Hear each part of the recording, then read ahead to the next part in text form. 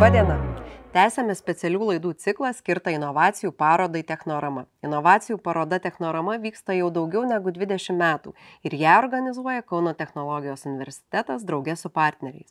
Šiais metais visus inovacijų entuziastus paroda sukvies į Kauną, KTU Santakos slėnį, gegužės 28 dieną. Priminsiu, kad registracija į Technoramą vis dar atvira, tad tie, kurie kuria inovacijas, gali tikrai registruotis, o registruotis ir dalyvauti tikrai yra dėl ko, kadangi prizinis fondas jau pasiekė daugiau negu 8 000 eurų. Na, o šiandien kalbėsime apie virtualiąją ir papildytąją realybę.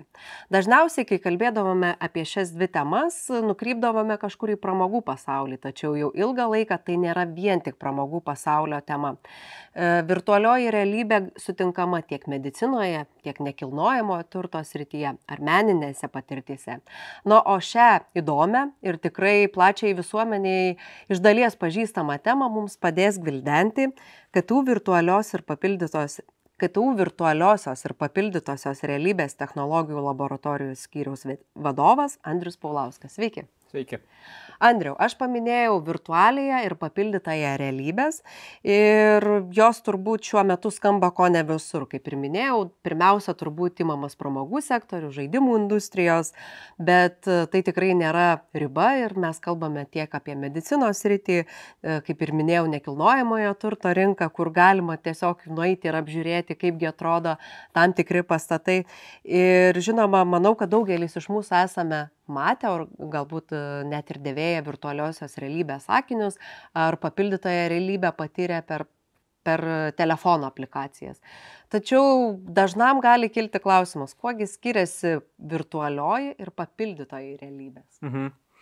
Šiaip tie terminai apskritai tų realybių, jie yra labai tokie kaip maišyti, gal ne tiek papildytosios ir virtualiosios realybės, bet dar įsipaišo toks terminas maišyta realybė, man atrodo. Angliškais terminais ten mixed reality, augmented reality, virtual reality ir panašiai.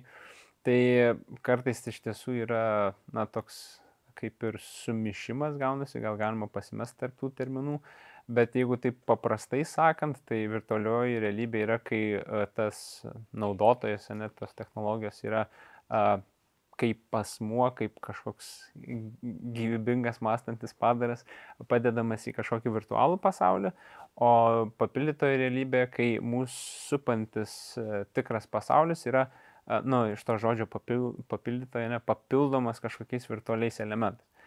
Tai jeigu paprastai, tai ten, sakykime, jeigu norime apsilankyti, paimant kokį pavyzdį su nekilnojimu turtu ar kažko su butais įrengimo panašiai, tai virtualioji realybė būtų pavyzdys, kai mes užsidedam akinius ir nusikeliam į virtualų kažkokį butą ir jį galim kažkaip pasižiūrėti, o papildytoji realybė galėtų būti pavyzdys, kai mes su kokiu telefonu ar ten papildytosios realybės akiniais galime savo bute pasidėlioti kokius nors baldus ar dar kažką ir pasižiūrėti, kaip vienas ar kitas baldas atrodo pas mumis, ar mums tinka tas įvaizdis kažkoks ir tada iš karto ten į checkoutą eiti ir nusipirkti tos baldus. Tai viena iš tų sričių, kažkodėl mes čia apsistojame, tai tikrai vėlgi ne galutinė ta riba, kur būtų galima taikyti šitas technologijas, nekilnojamojo turto sektorius. O galbūt galit pateikti pavyzdžių, kur dažniausiai dabar naudojama papildytoji virtualioji realybė ir labai įdomu pamatyti, kokie tie pavyzdžiai yra. Kiek žinau, ir jūs pats dirbate šioje srityje, kūrėte įvairiems sektoriams, tai pradėkime gal nuo to, kiek plačiuoju mastu, kur yra tikrai aktualiausios šios technologijos ir kaip jos yra taikomos ir pasidalinkite patirtimi iš savo portfolio. Jo, tai šiaip tas gal požiūris, kad kaip čia pramogose naudojama virtuali realybė kaip ir teisingas gal kažkiek tai, tik tai, kad virtualioji realybė, jinai toks nėra pats pigiausias reikalas, į kurį žmonės turi investuoti pinigus, kad tą pramogas tas kažkokias pasiektų, tai dažniausiai galbūt nėra taip, kad ten tas didelis kiekis tų naudotojų yra ir galbūt netokia tada didelė rinka tų virtualiosios realybės žaidimų visokių ir panašiai. Ten, aišku, daug kas tikriausiai, kas ir yra bandę virtualiąją realybę, ar Lietuvoje, ar kažkur pasaulyje, dažniausiai neturi kažkokių asmeninių įrenginių, bet eina kur nors ten, kur 15-20 minučių gali pažaisti kur nors virtualiosios realybės žaidimus kažkokius ir tai yra jų patirtis, ne? Tai pramogų pasaulis, tas ar individualus pramogų pasaulis, ne, kur individualus asmenys gali tos įrenginius nusipirkti, tai toks mažesnis tas rinkos gabaliukas, bet iš tikrųjų ta pati technologija, na, daug kur gali būti panaudojama ir plačiau, na, ir kaip ir minėjom, ten tos kelis tos punktus, nekilnojamas turtas, ne, kažkiek tai medicina, dar kur tokios galimybės yra pritaikomumo ir kur taikoma yra, tai apmokymuose nemažai, nes, na, vienas toksai kaip labai didelis pliusas yra, kad su ta virtualiaja realybė mes galim sukurti kažkokius scenarijus ar kažkokias sąlygas sudaryti šitiems labiau gal besimokantiems ar ten kažkokiems naujiems darbuotojams, kurie turi būti apmokomi, ne, sudaryti sąlygas realių tų scenarijų, kuriuos galbūt būtų labai sudėtinga arba imituoti, arba, na, labai retas atvejis, kad toks scenarijus gali vykti šitam, na, realiai apmokant tą darbuotoją, ne? Tai ten gali būti, kad ten tos retos kažkokios situacijos galbūt tik tai ant lapo popieriaus aprašytos ir čia reikia perskaityti, įsikalti į galvą.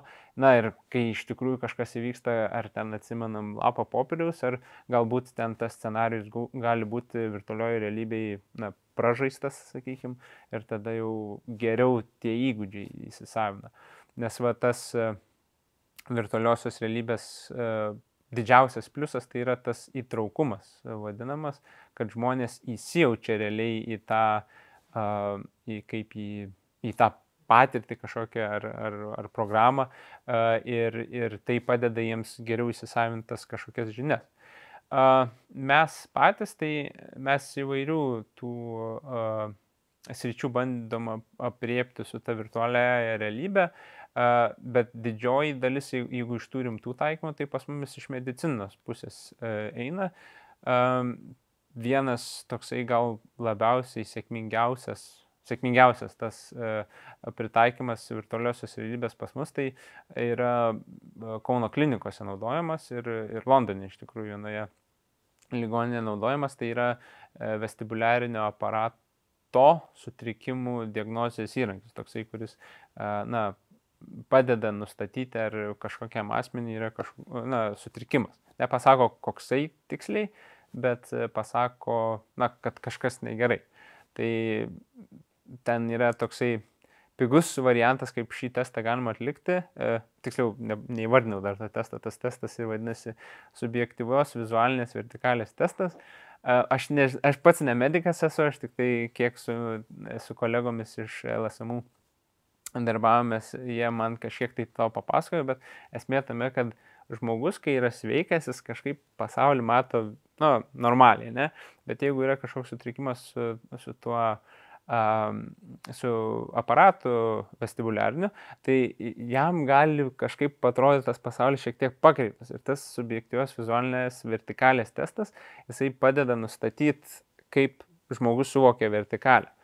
Tai to testo esmė, kad reikia kuo labiau izoliuoti asmenį nuo bet kokių nuorodų į vertikalės. Tai va, pavyzdžiui, jeigu mes esam šitam kambarį, tai man būtų daromas tas testas ir aš viską čia matyčiau, aš pradėčiau lygiuoti tą subjektyvę vertikalę pagal visus kitus čia ženklus. Tai ar ten langų tie, kaip čia, rėmai kokie, ar čia kokios... kaip jos foteliai, ne visi turi tų vertikalių.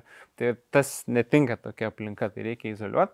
Tai pigiausias dalykas, ką žmonės daro su tuo, kaip izoliuoja, tai yra vadinamas toks kibiro testas, kur pacientui yra įkišama galva į kibirą, ten jis mato vertikalę tokią ir tada jisai turi sukinėti tą kibiriuką taip, kad matytų tą vertikalę tiesiai. Kitoj pusėje gydytojas mato tokią irgi skalę ir gali pasakyti, kiek ta vertikalė nuo normos skiria. Tai ten, man atrodo, ta norma gal kokie 2 laipsniai yra ar kažkas tokio, bet esmė tame, kad visas tas toks testas nėra jisai labai toksai elegantiškas, nežinau, ar galima pasakyti, ir gražus, tai su virtualiaja realybė tą eleganciją mes ir duodam. Tai žmogus vietoj kibiro, galvos kišimo į kibirą, jisai užsideda pacientas tos virtualiosios realybės akinius ir ten mato rodiklėlę, kurią turi ten pasukti ir tada aiškiai matomas tas nuokrypis kažkoksai. Ir jeigu yra jisai ir šitą, na, galim sakyti, kad kažkokie sutrikimas yra ir tada galima tęsti kažkokius kitus tyrimus, žiūrėti, kas ten iš tikrųjų yra, ar ten, kaip ten neurologinis, ar dar kažkoks ten tas sutrikimas. Tai jūs paminėjot, kad čia yra kaip vienas toks sėkmingesnių projektų. O kaip yra matuojama ta sėkmė virtualiosios ir papildytosios realybės technologijų įgyvendintuose projektuose? Tai gali būti ir įsitraukimas, gali būti, nežinau, technologinis sudėtingumas, galbūt kaštų sutaupimas, ar tai labai priklauso nuo tematikos, į kurią einate? Na jo, šitas sėkmingiausias, dėl ko sakau, dėl to, kad šiaip ir turėjom tokių neblogai įvertintų ir mokslinių straipsnių šituo, ir moksliškai patvirtintas jisai yra kaip įrankis, ir kliniškai yra naudojamas, tai nėra tiesiog kažkoks, na, mūsų didžioji dalis projektų, kai prasideda, tai mes pagalvojom, gal šitas va įdomesnis dalykas galima pabandyti padaryti ir žiūrėti, kas gausis.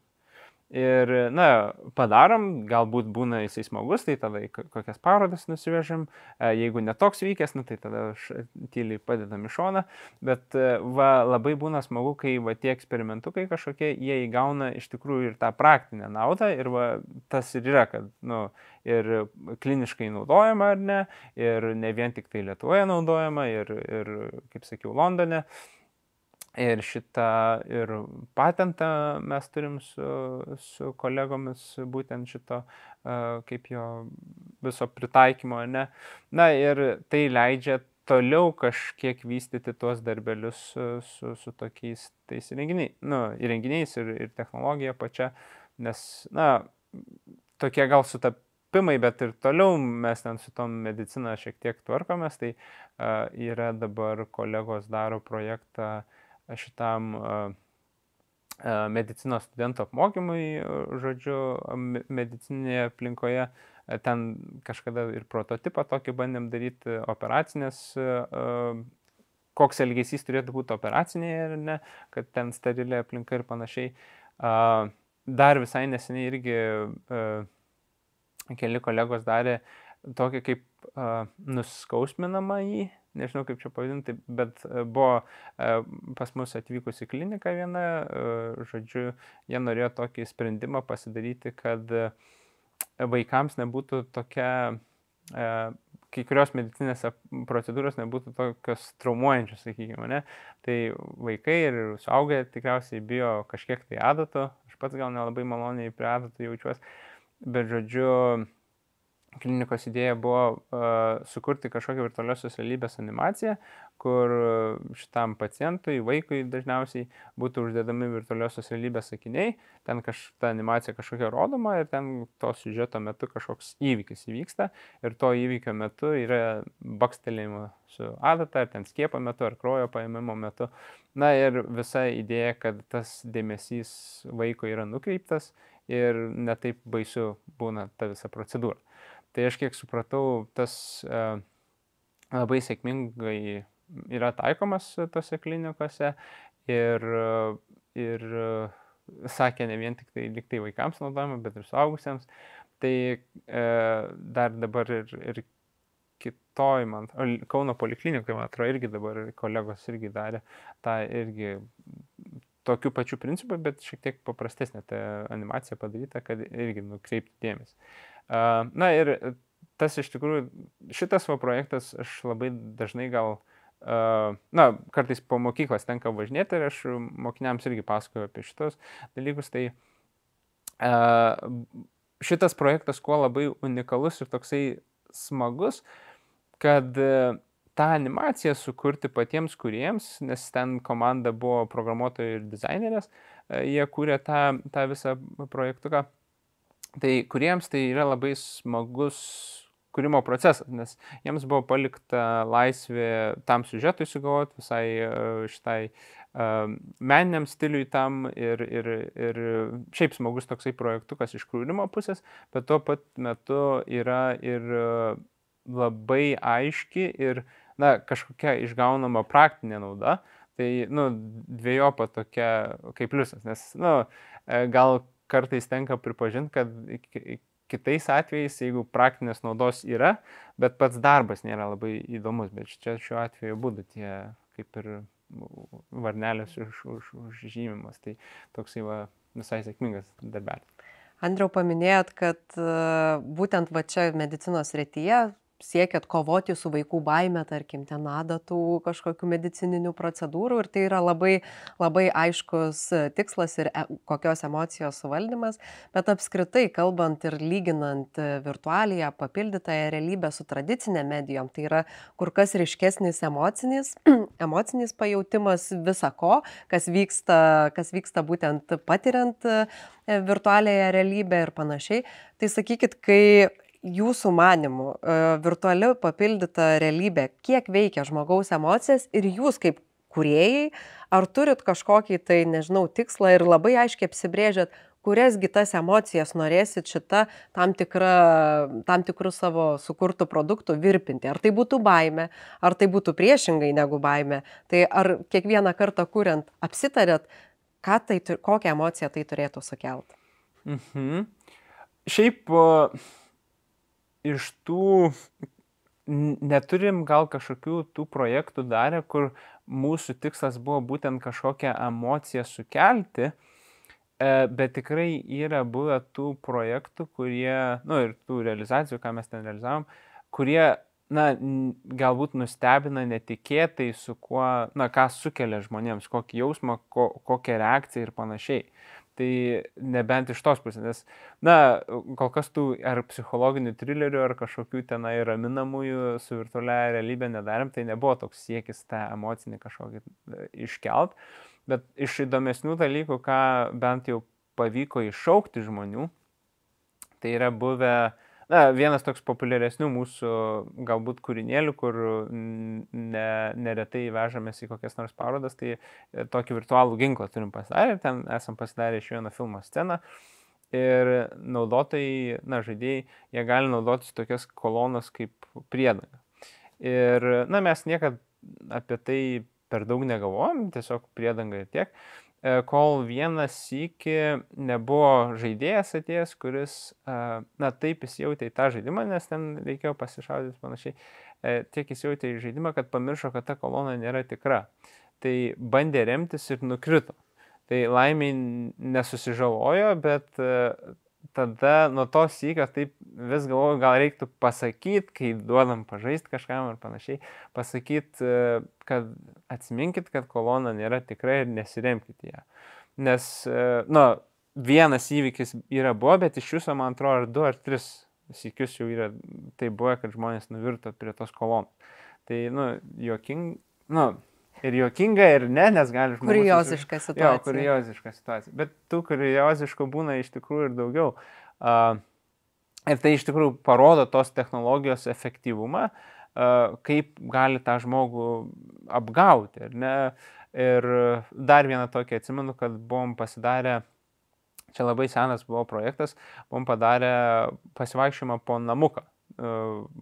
Kaip ten buvo, man atrodo, Restos konferencijai ruoštas toks vizualas ir tas namukas buvo, man atrodo, tuo metu dar nepastatytas iš tikrųjų, nu tai čia tokia kaip dviguba pridėtinė vertė, kad atseit va galime pasivaikščioti po nepastatytą pastatą. Tai mokiniams rodė, man atrodo, šitą vizualizaciją ir buvo viena mokinė, kuri galėjo vaikščioti po tą namuką ir buvo galima ten užlipti į 2. aukštą, tik tai nebuvo šitiems laiptams atbrailų, nu, šitos apsaugos. Ir jinai netyčia ten besivaikščiodama, jinai nukrito iš 2. aukšto į 1. Tai programa kaip ir nieko žaidėjų naudotojų tam nepadaro, tiesiog matosi tas vaizdas kritimo toksai. Ir gal kažkokia sensacija gali pasijausti, kad o, aš čia krintu, bet, nu, matau tai vizualiai, bet nejaučiu savo tuo vestibuliariniu aparatu. Bet jos natūrali reakcija kažkodėl buvo paimti ir nukristi ant žemės tiesiog. Tai, nu, jinai krito virtualioje realybėje, pamatė tą kritimą ir sugalvojo iš tikrųjų nukristi. Aš nežinau, kodėl taip suveikė ir tai tik taip vienas matytas atvejis, kad taip buvo. Nu, gal pasaulyje daugiau tokių atvejų yra, bet buvo labai taip, na, įdomu laimiai vėlgi nesusižalojo, bet įdomu pamatyti tokį dalyką. Aišku, ten ir daugiau tų vaizdų YouTube'ai, kokių ten, kur žmonės į sieną kokį iššoka dar. Ir aš manau, kad tai labai gerai pabrėžia ir iliustruoja tą, kad lyginant su tradicinė medijom, tai yra iš tikrųjų kur kas emocijoms paveikiau. Ir galbūt čia net pajuokaujant pasakysiu, kad tai yra vienas iš technologijos keliamų iššūkių, kad žmonės nesusižalotų ir suprastų, kad tai visgi virtualioji ar papildytoji realybė. O jūs minėjote ir savo medicinos srityje esančius projektus, bet aš dar norėčiau sugrįžti prie tokio, kuri galbūt yra labiau pasiekiama ar buvo pasiekiama, jūs mane patikslinsite, plačiai visuomeniai neapsilankant gydymo įstaigoje. Kiek žinau, bendradarbiavote su muziejumi ir kūrėte istorinės patirtis, jeigu taip galėčiau pasakyti. Galbūt galite plačiau papasakoti apie šį projektą ir ar tai yra pasiekiama mūsų žiūrovams šią akimirką. Jo, tai su muziejum pagrindė, kurio darbuodavomės, tai su karo muziejum. Tai, ten gal ne tiek daug mes virtualiosios realybės tų sprendimų jiems kūrėme, bet šiaip žaidybinio, kurie kažkiek ir su papildytoje realybė susiję, tai jos iš tikrųjų galima dar ir dabar aplankyti šitų eksponatuose pas juos tų interakcijų. Ten vienas populiariausiai yra su Lituanikos istorijos žaidimuku ir panašiai. Bet jo, tie su istorija susiję kaip jie projektukai, jie labai įdomus irgi iš tos pusės, kad šiaip ir smagu, kad muziejus mums palikdavo tą kūrybinę šiek tiek laisvę, ką mes iš tikrųjų galime padaryti su tuo žaidimuku, ar ten su kažkokia ta interakcija. Jiems būdavo poreikis tiesiog ar ekspozicijai kažkokiai, ar kažkokiai parodai sukurti kažkokią interakciją, ne? Jie pasakydavo, ko daugmaž nori, o mes galėdavom pasirinkti jau kaip mes kursim, kokias ten, jeigu tai žaidimas, kokias žaidimo mechanikas ten taikysim ir panašiai. Tai ta laisvė šiek tiek leisdavo kūrybingai tą kiekvieną užduotį pasižiūrėti ir tų mes projektėlį ne vieną esam ir sukūrę. Vienas sėkmingesnių tokių buvo ir gan mobilus toksai, tai man atrodo mes netgi gal net nebuvo kaip muziejaus pačio užsakymas, tiesiog pasidarėm, sakom visai faina, tai gal jūs norit naudoti, nes dar tada, man atrodo, mes bendradarbiavom be jokių kažkokių projektų. Tai jie gan efektyviai naudojo tą projektuką, ten buvom, man atrodo, sumodeliavę šitą šarvuotę M113, aš nežinau, ar kariuomeniai dar benaudojamas, bet galbūt. Ir, ten gavo į taikinius pašaudyti tiesiog ir taškus užregistruodavo, tai labai patikdavo visiems naudotojams ir sakė, ten įvairias parodas vežiojosi ir sako, labai tas smagus buvo. Tai, irgi džiugu, kad praktinė kažkokia nauda buvo iš to. Tai iš esmės tie, kas nori ir gali aplankyti, tai kviečiami į Vytauto Didžiojo karo muziejų ir ten ras būtent tų istorinių patirčių. Taip. Tai Andriau, ačiū labai už tokį išsamų pokalbį su pavyzdžiais ir labai tikiu, kad tie, kas mus stebi, atkeliaus į Kauną, visų pirma aplankys jūsų darbus Vytauto Didžiojo karo muziejuje, o vėliau užsuks ir gegužės 28 dieną į Technoramos parodą, tai ačiū Jums. O savo ruožtų norėčiau padėkoti visiems tiems, kas žiūrėjo mus. Ir kaip jau nekartą minėjau šioje laidoje, kad inovacijų paroda Technorama vyks gegužės 28 dieną. Ir kviečiami yra ne tik tie, kurie kuria inovacijas, bet ir tie, kurie besidomi jomis.